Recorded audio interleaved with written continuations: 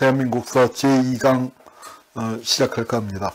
원래 매주 수요일 아침에 찾아뵈려고 했는데 첫 강 나가고 두 번째 주에 하질 못했습니다. 노무현 대통령 추모 특강을 화요일 수요일 이틀 하면서 화요일 밤에 너무 늦게까지 끝나고 그래서 수요일 저녁에 또 찾아뵈야 하기 때문에 한 주 건너뛰었습니다.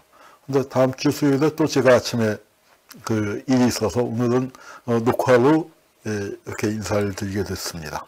그래서 내일 정시간에 찾아뵐까 합니다.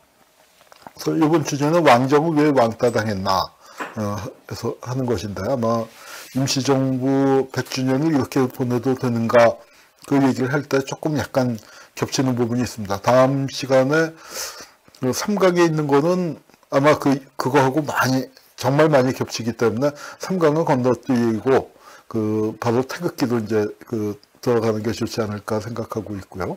오늘은 왕정은 왜 왕따 당했는가에 대해서 살펴보도록 하겠습니다. 자, 이 글을 쓴 이유는요, 이제 우리가 너무 공화제를 당연하게 생각하고 있는 것 같아서요. 그래서 우리가 해방됐을 때 전부 다 정치 세력들이 다 공화제, 어떤 공화국을 세울 거냐예요. 그러니까 뭐 인민공화국을 세울 거냐, 사회주의 공화국을 세울 거냐, 아니면 자유민주주의에 입각한 공화국을 세울 것이냐, 그걸 놓고 갈등을 했지, 이 왕정으로 돌아가자, 또는 하다못해서 입헌군주제를 하자, 이런 얘기도 안 나왔거든요. 근데 우리나라가 500년 된 왕조가 겨우 36년 망했었잖아요. 그런 나라에서 어떻게 이렇게 왕정을 완전히 건너뛰고 갈 수 있었는가.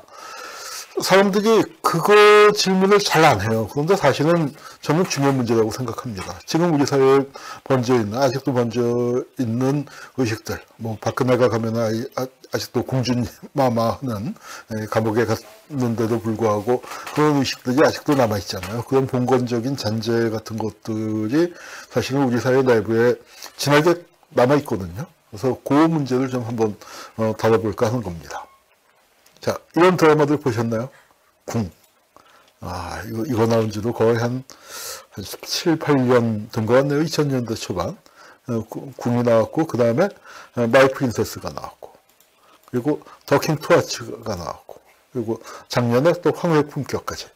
이렇게 이 대한제국의 황실이 살아있다 하는 걸 전제로 해서 이렇게 드라마가 만들어지는 걸 보면은 이게 꼭 머나먼 일만은 아닌, 대중들에게는 어떤 이 왕가나 뭐 이런 거에 대한 판타지 비슷한 것들이 남아있지 않나 생각이 듭니다. 자, 지금 여기서 덕수궁에 가면은 이렇게 수문장 교대식을 하죠. 수문장 교대식을 하는데 이 관광객들이 꽤 많이 보입니다. 그런데 여기 수문장 대신에 이 진짜 왕자나 공주님이 나와서 손 한번 쓱 흔들어주고 가면은 이거 관광상품으로는 훨씬 더 좋았지 않았을까요? 그런데 왜 이런 거 안 했을까요? 아마 전에 다른 강연에서 한번 말씀드린 바 있을 텐데, 왕실이 좀 더럽게 망했어요. 나라가 더럽게 망해서 황실에 대한 판타지 같은 것들이 좀 많이 없어지지 않았나 생각이 듭니다. 우리 고종 황제가 돌아가셨죠.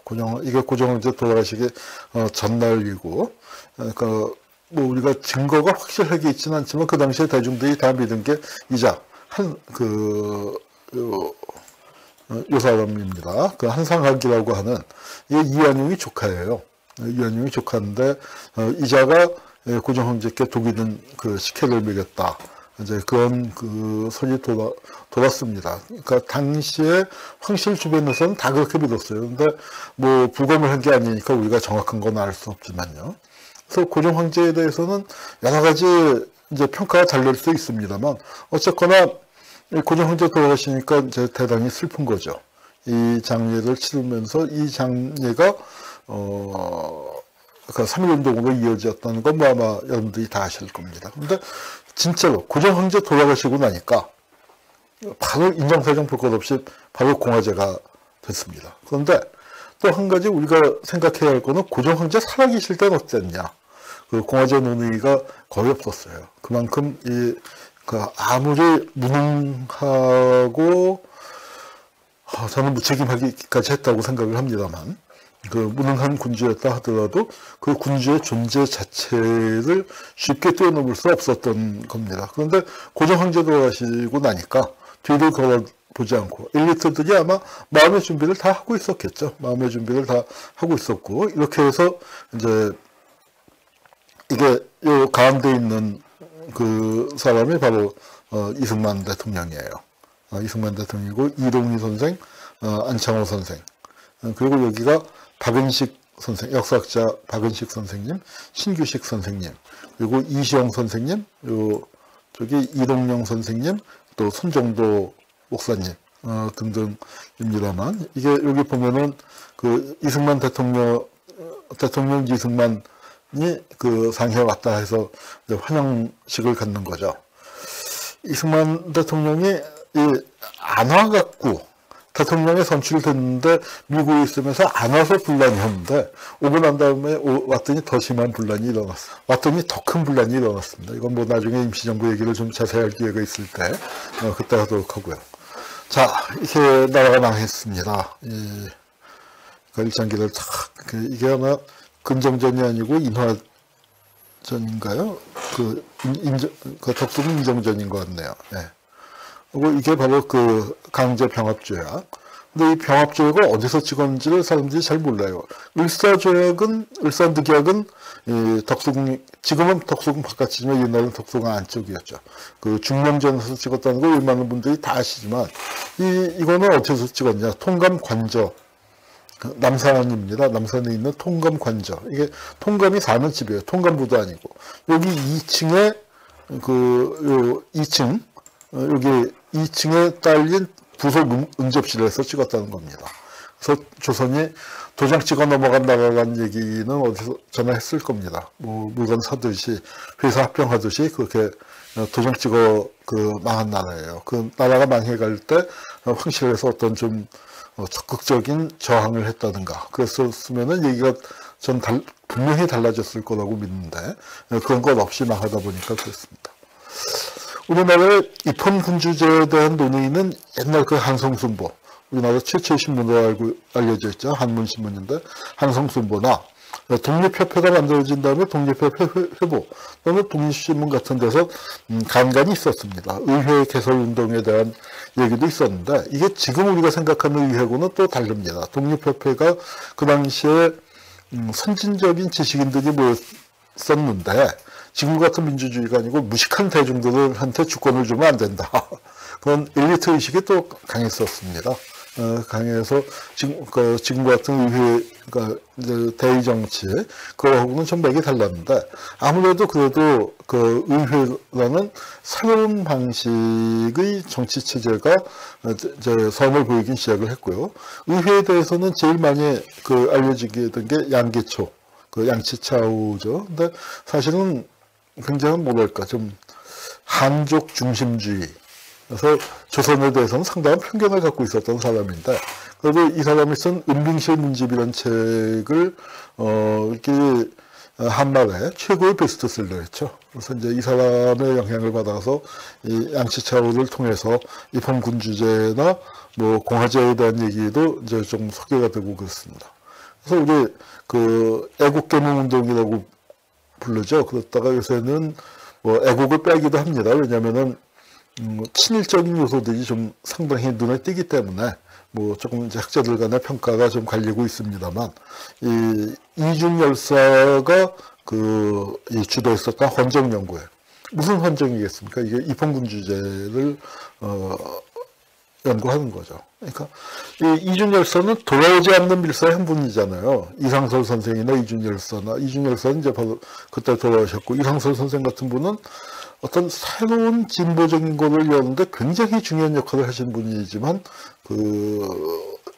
밀사라는 특별한 위치 때문에 어떤 공화제로 나가지는 못하시고, 좀 입헌군주제 내지는 보황주의 뭐 그런 데 머물러 계셨다고 할 수 있습니다. 그러나 어쨌거나 이 헌정이라는 게 바로 입헌군주제를 의미하는 거고요.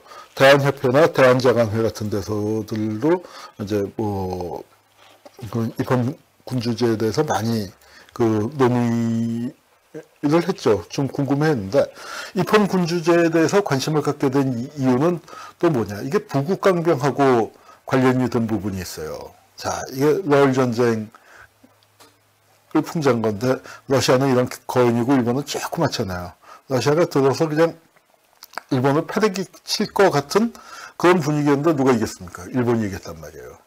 일본이 이 거대한 러시아를 이긴 비결이 어디 있느냐? 그걸 당시 사람들이 찾았을 거 아닙니까? 러시아는 짜르 통치를 하고 있는데 일본은 뭡니까? 바로 이렇게 헌법을 만들었다. 그래서 이폰 군주제를 하고 있다. 이 천황이 군림하지만 실제 정치는 이렇게 내각에서 맡아서 하고 있는 이 체제가 이게 좋은 거다. 그래갖고 우리도 부국강병을 하려면 그러니까 그러니까 황제를 몰아내는 건 아니지만 황제의 권한을 대폭 내각에 이양을 하고 그러면서 또 그 민중들에게도 권리를 주고 그래서 민중들의 힘을 그 어떤 애국심 그런 것들을 좀 끌어올려야 하지 않느냐 이제 하는 거였습니다. 근데 이런 이폰 군주제 논의를 받아들이는 사람들 중에 꼭 개혁하면 그런 게 아니고 유학자들 중에도 특히 개명 유학자들도 이폰 군주제 한 사람들도 많고요. 사실 우리 이제 독립운동에서 제일 좀 뭐랄까 그 보수적인 복병운동도 이폰 군주제가 꼭 전제 군주제로 돌아가자는 건 아니에요. 그러니까 이제 이런 천황 일본의 이폰 군주제 그걸 이제 본 데다가 또 하나는 그 이폰 군주제를 어떤 식으로 이해를 했냐면은 동양 고전에서 나오는 이상적인 정치사회 옛날 그 고대의 주제 우리 유교적인 역사관은 좀 독특해서요. 진보사관이 아니에요. 오히려 문명이 퇴행해 왔다는 거예요. 옛날이 가장 이상적인 정치체제였습니다. 삼황오제가 나오는 그 전설적인 보키씨, 신농씨 나오는 그 시절 요순시대 우리가 흔히 요순시대라고 하는 그 시대가 이상적인 제도였는데 그게 점점 나빠져 온 거. 그래서 이게 진보하는 게 아니죠. 그래서 진보하려면 새로운 걸 만들어내야 하는데 우리 사극에 보면은 푹 꼬꾸라져서 전화 아니됩니다 할 때 뭐라고 얘기합니까? 전례 없는 일입니다. 새거하면 안 된다는 거예요. 그러니까 옛날 제도에 벗어난 거다. 그런데 옛날 이렇게 한 게 군민 동치, 임금하고 민이 같이 나라를 다스려 나간다 하는 건데 이 의회 제도가 그런 군민 동치의 이상에 가깝지 않느냐. 그래서 굉장히 좀 자의적인 입장에서 그렇게 해석을 하는 바가 많았습니다. 그래서 이제 이런 식으로 받아들이긴 했는데 그렇지만 아까 말씀드린 것처럼 독립협회 같은 데서 자유나 민권을 모르는 백성들에게 민권을 주어서 하원을 설치하는 건 위태하다. 무식한 나라에서는 군주국이 민주국보다 견고하다 하고 민중들의 국정 참여를 반대했습니다. 조선시대 어떤 사가 다스리는 나라인데 또 사농 일치를 쳤지만 양반들의 어떤 특권 의식 같은 것들, 엘리트 의식 같은 것들이 진하게 배서 독립협회 같은 데에서도 무식한 민중들에게 권한을 주어서는 안 된다. 그렇게 얘기를 들었고. 6.1준, 서유견문의 저자 6.1준도 그 프랑스 혁명을 예를 들어서 무지한 인민의 소란은 사유재산을 보호하기 위해서라도 막아야 한다. 이제 이렇게 얘기했고, 이폰 군주제를 소개하는데 애국개몽운동 시기에 열심히 이제 글을 많이 썼던 분 중에 원영의라는 분이 있는데, 그분도 민중의 의무성 때문에 이폰 군주제조차 즉각적으로 시행할 수가 없다. 그러니까 즉, 늑약을 맺은 1905년 7, 8년 그 경에도 이폰 군주제도 시기상조다 하는 논의가 오히려 더 지배적이었다고나 할까요? 그리고 이폰 군주제를 들고 나오는 이유는 프랑스 같이 공화제 글로 가는 걸 막으려면은 약간 이렇게 이폰 군주제로 가야 돼. 이제 이런 의식들이 있었던 거죠. 그래서 우리는 공화제는 거의 없었고요. 나라 망할 때까지는 이폰 군주제도 약했습니다. 근데 중국 같은 경우는 이제 신해혁명이 일어나서 이렇게 공화국을, 민국을 만든 거죠. 민국. 우리 중화민국을 만들었고, 우리 국호에 대한민국을 만들 때 민국이란 것도 중화민국에서 나온 거죠. 제국, 그러니까 대한제국과 대비되는 제국에서 민국으로 한 뜻도 있지만 중화민국을 의식해서 거기서부터 이제 온 겁니다. 그래서 이 공화제에 대한 논의는 상당히 약했어요. 공화제를 좀 본격적으로 주장했었던 게 공립협회라는 게 있는데, 이건 어디서 만들어졌냐? 미국이죠, 미국. 요분이 바로 안창호 선생입니다. 일찍 미국에 이민을 가셔서 우리 미스터 선샤인에서도 잠깐 찬조 출연하셨죠. 안가 창호라고 유진초이가 한테 길을 물어봤었던 어떤 조선인 청년이 있었는데, 바로 안창호 선생이고, 안창호 선생이 이렇게 공립협회도 만들고, 또 실질적으로 임시정부, 우리가 얘기하는 통합 임시정부를 만들어내는 데는 안창호 선생 같은 훌륭한 인격자. 저도 저분의 어떤 정치 노선을 꼭 좋아하는 건 아니지만, 그러나 이렇게 보면은 독립운동계에서 제일 양보하고 타협하고 자기를 낮추고 그렇게 대의를 위해서 헌신했던 분이 안창호 선생이죠. 근데 안타까운 건 안창호를 따왔던 사람들은 안창호 선생 같지 못했어요. 그러니까 그게 이광수라든가 뭐 주요한이라든가 그런 사람들, 서북계 사람들이 친일로 많이 가는데, 안창호 선생의 반나 반만 좀 지켜냈으면은 그래도 참 좋았을 텐데 하는 마음입니다. 여기가 이제 그 독립운동식의 복벽파라고 하는 유인석, 임병찬은 최익현의 제자죠. 이제 이런 분들이 복벽주의를 했는데, 여기도 그냥 옛날 전제군주제보다는 입헌군주제에 가까운, 그러니까 꼭 서양식 입헌군주제는 아니지만 왕권에 비해서 신권이 확대된, 우리 조선시대에도 왕권과 신권의 갈등이 늘 있었거든요. 이제 그런 속에서 신권이 강화된 그 시기를 얘기하는 거였습니다. 그리고 우리 미스터 선샤인에서 참 기가 막힌 대사입니다. 제가 좋아하는 대사인데, 이병헌이 저 잘 찍었어요. 진짜 얼어붙은 강가에서 애기씨한테 말이야, 아주 모질게 얘기하고, 애기씨가 푹 굽어져서 얼음바닥에 엎어져 있는데 뒤도 돌아보지 않고 갑니다. 근데 타협할 수 없다는 걸 그렇게 보여주는 건데, 귀하가 구하려는 조선은 누가 사는 거예요? 백정은 살 수 있어? 노비는 살 수 있어?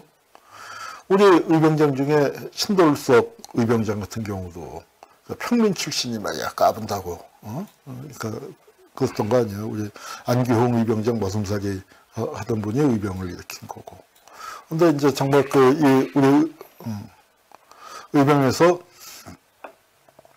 그러니까 이런 새로운 사회에 대한 전망을 보여주지 못한 거, 이게 의병의 한계죠. 그래서 이게 대중의 지지를 받을 수가 없었고, 복벽운동이 20년대에 들어와서는 거의 고종 황제 돌아가시고 난 다음에는 힘을 쓰지 못하고 거의 소멸되죠. 그러니까 한편으로는 복벽을 할 대상도 없어졌고, 또 한편으로는 대중의 지지도 받지 못하니까 그 사람들 자기들끼리 모여서 조금 뭐 하려고 하다가 잘 안 되니까 사라졌습니다. 근데 우리 이제 일본은 어떻게 입헌군주제로 그렇게 안착을 해서 지금까지 천황제를 하고 있을까요? 이건 동양삼국을 좀 비교해 볼 필요가 있습니다. 천자하고 조선의 국왕하고 일본의 천황하고 어떤 차이가 있는지를 한번 찾아보죠. 자, 일본은 천황이 언제부터 다스리고 있죠? 만세 일개라는 말을 쓰죠. 그래서 그냥 한 집안이 지금까지 쭉 내려온 거예요. 거기에 뭐 이제 백제에서 갔다 건너갔다 뭐 하는 걸 일본 지금 일본에 물러난 아키히토도 직접 우리 원조상 중에 백제에서 온 분이 계시다 뭐 얘기도 하고 그러는데, 뭐 그렇지만 하여튼 그 집안 자체가 쭉 하나로 이어져 왔어요. 그러니까 뭐 신화로 치면은 한 2000년 가까이 되는 거죠. 그러니까 그리고 조선은 어때요? 조선 500년 왕조죠. 근데 중국은 어떻습니까? 한 2, 300년마다 하나씩 갈려요. 그러니까 일본은 무지 길고 조선은 제법 길고 중국은 짧아요. 이 차이가 어디 있을까요? 자, 일본에서 근데 천황이 왜 길었을까요? 옛날 고대에는 천황이 이제 그 어떤 제사장으로서 권한을 행사했지만 일본에서 자 이런 거 있어요. 쇼군과 덴노 누가 일본 국왕인가? 아마 서울경제신문에서 내는 거였던 것 같은데 이런 식의 질문 충분히 가능한 겁니다. 충분히 가능하고 또 여기서 보면은 쇼군, 천황, 국민 또 일본의 이중 권력에서 쇼군과 천황 이렇게 나누는데 도대체 누가 쓴 거죠? 자, 일본에서는요, 쇼군이 센 겁니다, 쇼군이. 실제 권력을. 천황은 완전히 뒷방으로 밀려나 있었어요. 그래서 있는지 없는지도 까먹었을 정도. 그러니까 오래 간 거예요. 천황이 실질적인 어떤 권력을 갖고 덴노에게, 쇼군에게 위협이 됐었다면 당연히 날렸겠죠. 근데 쇼군은 더군다나 그 에도, 지금의 도쿄로 와버리고 천황은 갸도에 있다 보니까 광서지방이죠. 그렇게 있다 보니까 뭐 별로. 그러다가 명치유신이라는 게 뭐냐면 뒷방에 있었던 천황 그걸 전면에 내세우면서 하나로 통합해내는 거죠. 국가 신도를 통해서 이게 근대 국가가 만들어지는 과정에서 이제 천황을 이렇게 쫙 내세운 거지. 일본 중세 일본에서 천황은 1000년 넘게 천황은 있는지 없는지 모르는 그런 존재였습니다. 그러니까 우리 가늘고 길게 간 거예요. 중국은 어떻습니까? 굵고 짧게죠. 중국은 뭐냐면은 그러니까 이 천황이 천자라는 게 무지 세요. 우리 조선의 국왕하고는 비교가 안 돼요. 조선에서는 환관이 어때요? 내시 뭐 아주 이하한 존재처럼 그 상국에서 나오고 코미디 대상이 되고 이제 그런데 중국에서는 뭐 세죠. 궁중 우리 제갈량의 출사표에 보면 궁중 부중이 궁이일체로 하는 표현이 나오는데 궁중이라는 게 천황의 직속이고 부중이라는 게 우리 의정부 같은 거죠. 그러니까 우리 그 내각 어떤 신하들의 집합체인데 궁중과 부중이 그러니까 즉 부중을 다스리는 게 주로 환관인데 환관이 유교 관리 하고 거의 대등한 힘을 갖고 있는 것처럼 묘사가 되는 건데 조선은 결코 그렇지 않죠. 조선의 황관 내시들도 우리가 생각하는 것보다는 우리가 일반적으로 생각하는 것보다는 훨씬 힘이 세고 또 당당하고 무에도 뛰어나고 뭐 이제 그랬었지만 그러나 일본하고 중국하고는 비교할 수가 없죠. 중국하고는 비교할 수 없는 이제 그런 거였습니다. 그래서 중국 천재는 정말 셌어요. 근데 이제 중국 천재가 세다 보니까 어떻게 돼요? 이거는 왕조를 갈아치워야죠. 왕조를 갈아치워야 하는데, 왕조가 바뀔 때, 자, 어떻게 바뀝니까? 이걸 먼저 볼까요?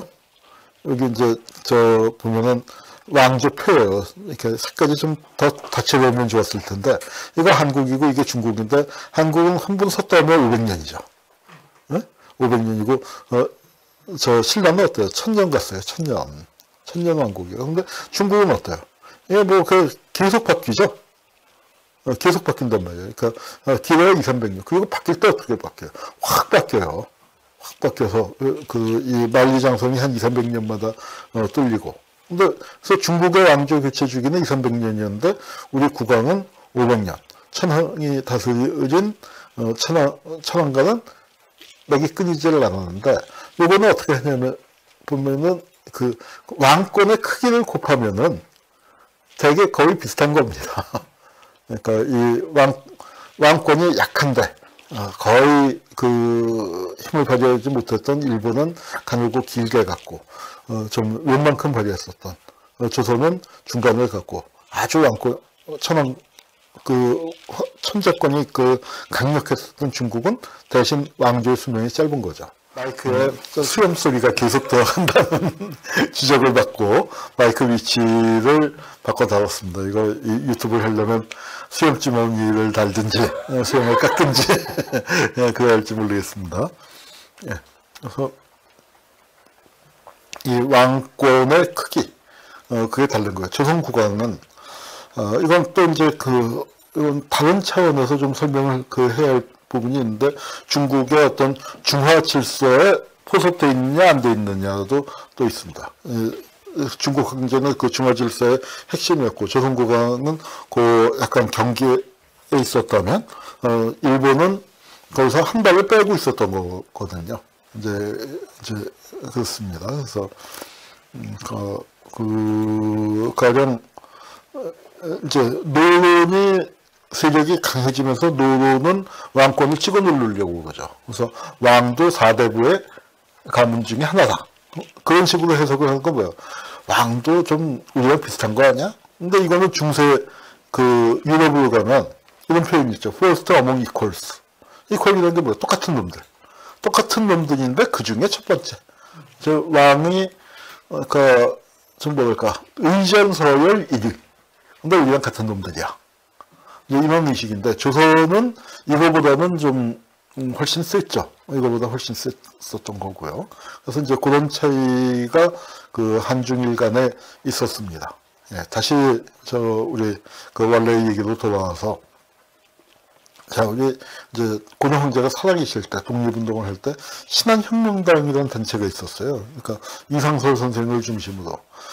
이상설 선생이 오래 사셨다면은 임시정부에, 고종 황제 돌아가신 다음에 임시정부의 대통령이 되지 않았을까 싶은 분인데, 그러니까 일찍 돌아가셨죠. 저분이 아주 신망있고, 또, 돌아오지 않는 밀사라는 후광도 있었고, 그래서 상당한 지도력을 발휘하셨는데, 굉장히 불행하게 돌아가셨습니다. 왜냐면은, 이제 1차 대전이 벌어지니까, 1차 대전에서 중국, 독일 편에 섰는데, 거기가 졌잖아요. 일본이 이겼잖아요. 그러니까 그런 상황 속에서. 그리고 또, 러시아 황제의 도움을 받아서, 그러니까 대한제국을 부활시키려는 그런 구상.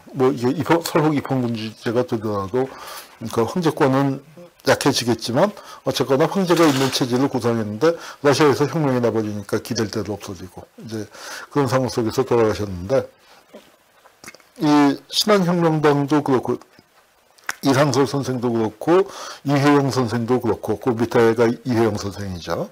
그러니까, 이분이 이상설 선생, 그리고, 여기가 이혜영 선생입니다. 이분들이 꿈꿨었던 게 고종을 망명시키는 거예요.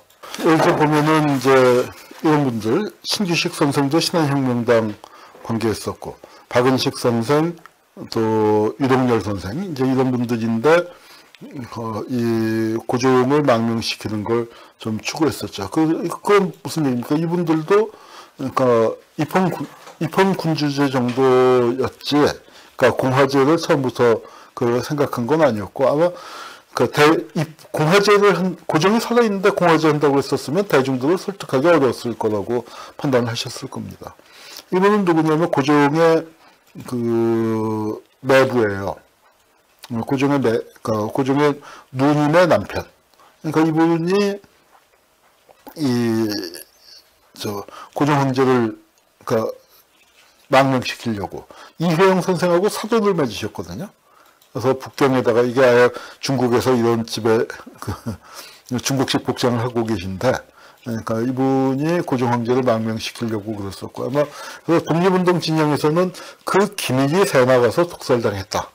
독립운동 진영에서는 그렇게 믿고 있는 겁니다. 근데 그러니까 우리가 이 부검을 한 건 아니니까 증거는 없지만, 고종 황제 돌아가신 다음에 시신의 모습을 목격했었던 사람들, 특히 그 기록을 제일 자세히 남긴 건 윤치호입니다. 윤치호가 친일파로 알려져 있지만, 여기 어디, 잠깐만요. 요 윤치호가 고종 황제 독살의 근거, 그래갖고 여러 가지를, 썼죠. 그러니까 식혜 드시고 30분도 안 돼서 경련을 일으켰고, 또 그 다음에 돌아가신 다음에 팔다리가 부어올랐다. 그래서 한복이라는 게 널널한 건데 옷을 벗길 수가 없었다는 거예요. 그래서 바지를 찢었다. 그 다음에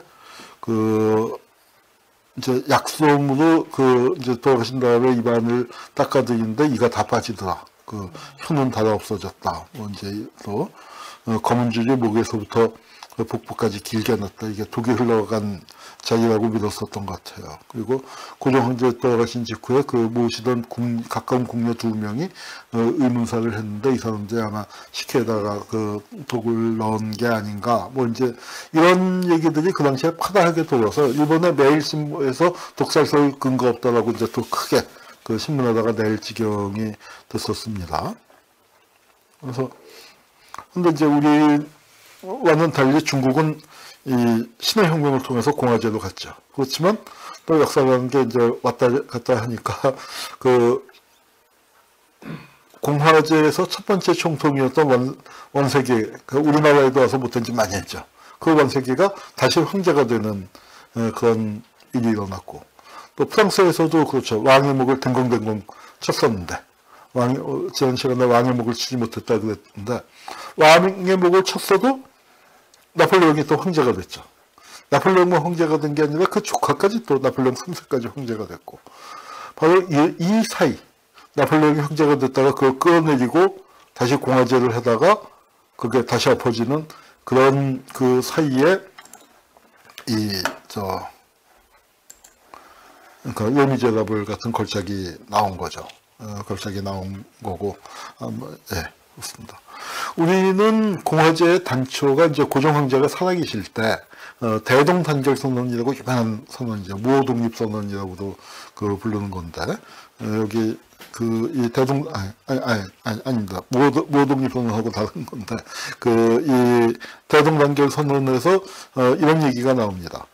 순종 황제가 주권을 포기했기 때문에, 그는 우리 국민 동지들에 대한 묵시적 선양이기 때문에 주권은 국민에게 있다. 그래서 주권 재민이라는 개념이 처음 등장하는. 그러니까 황제가 주권을 포기한 것이다. 그래서 그럼 누구에게 있느냐? 우리 민중 전체에게 있다. 이제 하는 식의 해서 그 한 분이 이제 신성, 신규식 선생이고 대종교인들이 이름을 다 한 글자로 바꿨어요. 조용훈 선생이 조소왕 선생, 박은식, 박용만, 조욱이 조성환 선생, 먼저 이런 분들, 대종교 분들, 신채호 선생도 계시고요. 이런 분들이 이제 주권 재민의 뜻을 밝혔습니다. 그래서 3.1운동 직후에 우리가 입헌군주제로 건너뛴 게, 고종 황제의 죽음하고 밀접한 관련이 있는 거죠. 왕정을 복구를 추진하든 입헌군주제를 하든 간에 어쨌거나 왕이 있어야 할 거 아니에요. 복벽으로 가든 입헌군주제로 가든. 그런데 순종은 분위기가 이랬어요. 그러니까 이게 많이 띵해 보이죠. 그러니까 아마 이제 어렸을 때는 명민했다고 하는데, 이제 황태자 시절에 이 독설 기도가 있었는데, 고종이랑 같이 이제 부자를 독살하려고 했는데, 커피에다 아편을 탔는데 고종은 맛이 이상하다가 안 마셨는데 이 순종은 커피 맛을 잘 몰랐든지 이걸 다 마셔갖고 이제 띵한 상태가 됐습니다. 그래서 순종이 별로 상태가 좋지 못하다는 걸 뭐 소문이 나서 다 알았을 테니까 순종에 대한 기대가 없었고, 어린 영친왕이 있었죠. 근데 영친왕이 이렇게 됐잖아요. 어린 나이에 일본에 끌려와서 이토 히로부미에 의해서 이렇게 양육됐으니까 과연 영친왕이 우리의 진짜 임금이 될 수 있어? 맞아? 이제 하는 그런 의문들. 그리고 일본의 황족하고 결혼을 해서 여기서 이제 태어난 사람은 일본인과의 사이에서 이제 혼혈로 이곳이 이제 그렇게 됐으니까 여기 이게 일반민들도 영친왕이 있긴 하지만 이거 이렇게 아닌 것 같아 하는 그런 의식이 들 때죠. 그래서 영친왕마저 그렇게 됐으니까 순종 영친왕 다 민중들 입장에서 볼 때는 아닌 거예요. 고종 황제 돌아가시니까. 그러니까 아마 그 당시에 상하이에 모였었던, 임시정부에 모였었던 분들도 순종이나 영친왕은 결코 대상이 될 수 없다. 그리고 그런 민중들한테서도 이미 포기받은 상태다. 그래서 바로 공화제로 나갔다고 봅니다. 그래서 고종 황제 살아계신 동안에는 공화제 얘기가 거의 없었지만 그래도 고종 황제 돌아가시자마자 기다렸다는 듯이 우리가 이제 공화제를 가게 되는 거죠. 의친왕이 있었습니다. 그러니까 고종 황제의 소생이 여러 분 계셨었지만 아들로 성장을 한 건 세 분이에요. 그 순종이 있었고 둘째가 의친왕 그리고 셋째가 영친왕인데 영친왕이 이제 황태자가 됐었죠. 그래서 의친왕이 뭐 미국 유학도 갔다 오고 굉장히 상당히 멋쟁이였고 한데 이분은 의식이 있었어요. 그러니까 그 당시에 보면은 친어머니는 아니지만 명성황후도 일본인에게 살해됐고 그 다음에 아버지인 고종도 일본인한테 살해됐다고 의친왕도 믿고 있었으니까. 그러니까 이제 그게 사실이냐 아니냐 우리가 입증할 수 없어서 그렇지 중요한 건 그 당시에 의친왕이나 왕실 주변에서는 다 고종이 독살된 걸로 믿고 있었단 말이죠. 그래서 이분이 뭘 했냐면은 이 왼쪽이 김가진 선생입니다. 제가 김가진 선생에 대해서는 나중에 한번 따로 좀 인물편에서 따로 할 텐데요. 제가 요새 내일신문에 지금 오늘 나왔겠네요. 오늘 나왔을 텐데 오늘 나온 건 못 봤는데 7번째 연재를 했습니다. 8번을 계획을 해서 이제 한 번 남았는데 이분이 굉장히 중요한 분이고 우리 3.1운동 직후에 최대의 비밀결사인 조선민족 대동단의 총재이고 74살 그 나이에 중국으로 망명을 해서 독립운동을 이끌었었던 분인데 서훈이 안 됐어요. 그러니까 강제 병합 때 자기를 받았거든요. 자기를 받은 건 친일파 큰 거 아니냐 했는데 저는 이분이 훨씬 더 자기 정도가 아닌 훨씬 더 큰 우리 독립운동에 당시 돌아가셨을 때 보면은 동아일보에서도 며칠에 걸쳐서 이분 돌아가신 얘기를 쓰면서 독립운동이 그 수령 중에서 최고령 독립운동의 수령이라고 이제 표현을 하고 있고 임시정부에서도 그랬었는데 그래서 안 듣는데 이분이 뭘 했냐면은 의친왕의 망명을 시도했습니다. 당신도 74살 나이에 망명을 하면서 같이 갔으면 좋았을 텐데 감시가 심하니까 같이 못 나가고 먼저 빠져나가고 다른 팀을 통해서 의친왕의 망명을 시도해서 의친왕이 국내를 빠져나가서 저 안동 있죠. 지금은 단동이라고 부르는 그러니까 신의주 바로 건너편 압록강철교를 건넜어요. 그래서 이제 중국까지 들어갔는데 안타깝게도 거기에 이제 배치되어 있었던 일본 경찰이 의친왕을 알아보고 다시 국내로 모셔온 거죠. 그래서 망명이 이제 실패했습니다. 의친왕이 망명했었으면 그 상당히 센세이셔널한 사건이 됐을 텐데. 근데 의친왕의 신분이 그렇다 보니까 이게 복벽운동이 아니냐 하는 식의 이 의심을 받았어요. 그래서 이제 의친왕을 데려다가 어떤 이렇게 이 대한제국의 부활을 꿈꾸는 거 아니냐 그랬었는데 의친왕이 본인이 가슴에 품고 있었던 친서가 있죠. 나는 조선의 평민이 될지언정 일본의 황족이 되기를 원치 않는다. 그래서 임시정부를 향해서 하고 나 임시정부의 평민으로 가는 거야. 이제 이렇게 얘기했었지만 안타깝게도 가지를 못했습니다. 그래서 이제 우리나라 그러니까 황실에 대한 어떤 기대, 의친왕이 그랬었는데 의친왕이 이제 갇혀서 못 갔고 대신 그 다음에 의친왕의 뒤를 이어서는 누가 좀 기대를 받았었느냐 일반 대중들 속에서는 바로 이우공이라는 분이 계세요. 이분이 여기 이제 상당한 미남자죠. 당시로서는 이제 미남자인데 이분이 안타깝게도 이분이 이제 결혼을 할 때 이 결혼식 그 사진인데 여기가 누구냐면 박영효의 증손녀예요. 근데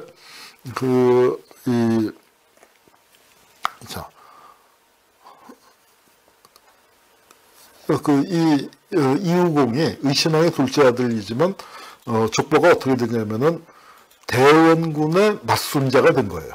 양자로 가서 고종이 대원군의 둘째 아들 아니에요.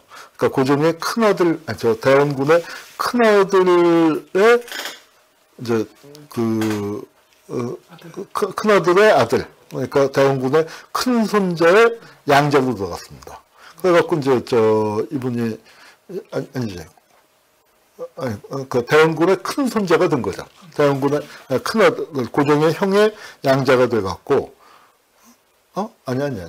아니지. 고종이, 그러니까 이우공이 고종의 손자니까 대원군의 증손자가 되죠.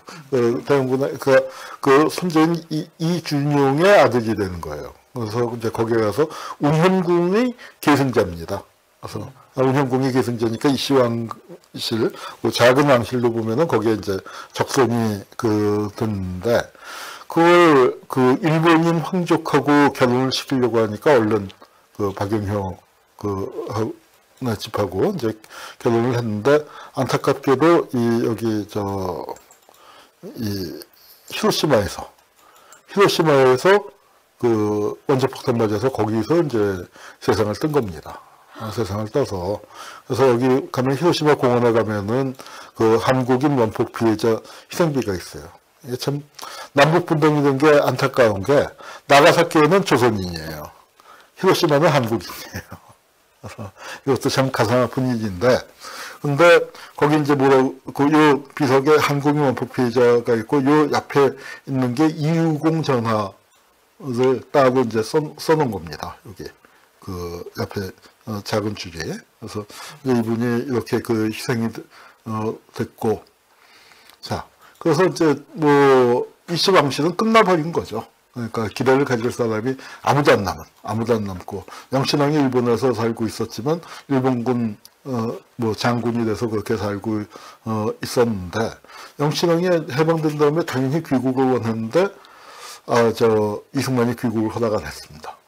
그거는 어찌 생각하면은 이해가 가는 측면도 있어요. 그러니까 이승만의 제왕적 봉건적 사고방식도 있었지만 당시 이승만만 그런 게 아니라 아직 국민들이 그런 의식들이 남아있었기 때문에 영친왕이 들어오면은 민주주의 또 민주공화국 만든 지 얼마 안 됐는데 이게 좀 이상해질 가능성이 있다고 판단을 해서 귀국을 허락하지 않았습니다. 그런데 참 불행한 일이죠. 영친왕도 지금 영친왕이 또 한때 일본 국적을 취득하려고 그래갖고 또 난리가 난 적이 있었는데 하여튼 그렇습니다. 근데 이승만의 의식 속에는 영친왕에 대한 묘한 경쟁의식이 있었는데 말이죠. 이승만이 전준희 씨거든요. 그래서 양녕대군파예요. 고종 집안은 세종대왕, 충녕대군의 자손 아닙니까? 셋째 아들. 여긴 큰 집이에요. 이승만 때 2인자 노릇을 했던 이기붕은 효령대군파예요. 그러니까 이게 이제 보면 큰 첫째 집, 둘째 집, 셋째 집인데, 그러니까 이승만한테 이런 의식이 있었다고 그래요. 이게 이제 이기붕이고, 이기붕의 큰아들 이강석을 이승만의 양자로 들였죠. 그래서 셋째 집에 말아먹은 조선을 큰 집, 둘째 집을 다시 일으켜보자. 이제 이런 의식이 봉건적인 의식이 있었다고 하는데, 안타깝게도 이렇게 4월 혁명이 나면서 이기붕 씨 일가족이 자살하는 그런 비극이 있었습니다.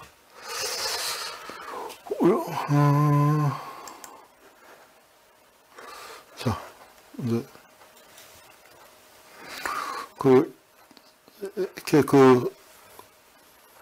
우리나라가 이렇게 대통령제를 채택했음에도 불구하고 제왕적 대통령, 제왕적 대통령이라는 말은 미국에서도 쓰는 말입니다만, 이제 김대중 대통령 때 또 제왕적 대통령이라는 비판을 이해창 씨가 해서 또 시끌벅적했어요. 가장 민주적이고 권위를 내려놨는데, 그리고 노무현 대통령 때는 대통령답지 못하다.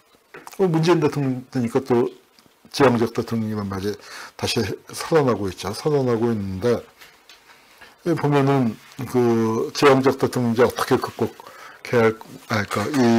그러니까 사실 김대중을 제왕적 대통령이라고 비판을 하는 사람들이 군사독재 시기에는 제왕적이 아니라 제왕으로 군림했던 독재자들. 그 사람들한테 비판은 고사하고 떠받쳤었던 거기 때문에 그 비판이 참 역겹죠. 그러니까 요새 자유한국당이 민주주의를 외치는 것처럼. 근데 하여튼 이 제왕적 대통령제를 어떻게 극복할 것인가, 지금도 화두가 되고 있고, 그다음에 또 문재인 대통령이 개헌을 할 때 거기서도 이제 개헌을 제안할 때도 이 제왕적 권력을 어떻게 분산시킬 것이냐가 중요한 화두가 됐습니다. 자, 초등적인 질문일지 모르겠습니다만, 사자하고 호랑이하고 누가 세죠? 그래서 이제 그런데 저는 이걸 물어보고 싶어요. 조선시대 국왕하고 지금 대통령하고 누가 쓸까요? 저는 지금 대통령이 훨씬 세다고 생각해요. 차이는 임기가 있는 건데 과거 임기 없었던 박정희 시대 같은 걸 보면은 이승만이나 박정희 시대 보면은 훨씬 세요. 우선 동원할 수 있는 자원이 규모가 다릅니다. 근대 국가하고 전근대 국가하고 그 생산력 차이가 있고 그 다음에 또 뭐가 있냐면은 우리 사극에서 맨날 보면은 전하 아니되옵니다가 있잖아. 신하들이 이게 뭐 맨날 그런데 우리 보면은 이 정말 아니되옵니다 이 나라 아닙니까? 아니되옵니다. 근데 조선시대 제가 이제 한번 꼭 그 다루고 싶은 게 관료제 문제를 다루고 싶고 유튜브에서도 좀 하고 싶은데 우리 그 아니되옵니다가 없잖아요. 아니되옵니다가. 그래서 이게 그러니까 왕정을 건너뛰고 왔는데 오히려 조선시대에 조선이 그나마 버틸 수 있었던 거 저거거든요. 사직서 많이 던져서 신하들이 난해하고 협력 안 하고 했는데 지금 야당은 전혀 그런 맥락이 아니죠. 그리고 지금 관료들은 관료들대로 아니고요. 그래서 우리가 그러니까 왕정을 제대로 버리지도 못하고 참 조희연 선생님식의 어려운 말로 쓰면은 비동식성의 동식성 지난 시간에도 얘기를 썼습니다만 그런 것들이 많이 살아있는 상태입니다. 우리가 왕정을 건너뛰고 공화국을 만들었지만 공화국을 시작을 한 지가 이제 100년이 됐는데 그 내용을 과연 충분히 채우고 있는가 하면은 그러지 못했었던 것 같아요. 우리가 민족 독립을 위해서는 치열하게 싸웠었는데 민주주의를 위해서는 많이 싸우지 못했었고 민주주의를 위한 투쟁은 4월 혁명부터 이제 열심히 우리가 해서 벌써 그게 두 세대가 돼서 우리가 촛불까지 와서 촛불이라는 건 전 세계 민주주의에서 가장 앞선 부분이기도 해요. 근데 그 앞선 부분은 그렇게 앞서 있는데 또 낙후된 부분은 또 여전히 많이 존재하는 게 한국의 현실입니다. 그 격차를 없애는 거, 그런 격차를 없애려면 당도 없어져야 할 것이고, 그거 없으면 아마 그런 격차는 이제 확 해소되지 않을까 생각을 합니다만, 우리들이 해야 할 일이 많습니다. 민주주의의 내실을 다지는 것, 민주공화제의 라는 명실상부하게 민주를 하고 공화를 하는 그런 날이 빨리 왔으면 좋겠습니다. 네, 대한민국사 제2강 여기서 마치겠습니다. 감사합니다.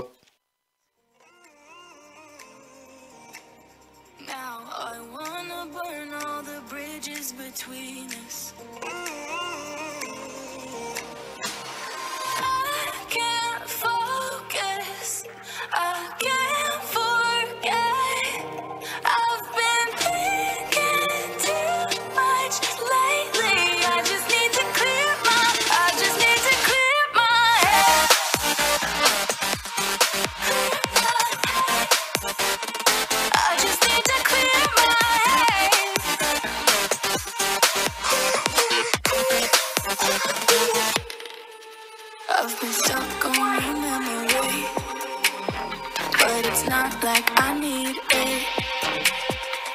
And you may have some history, but we don't have to repeat it. You made this mess and left me with the pieces.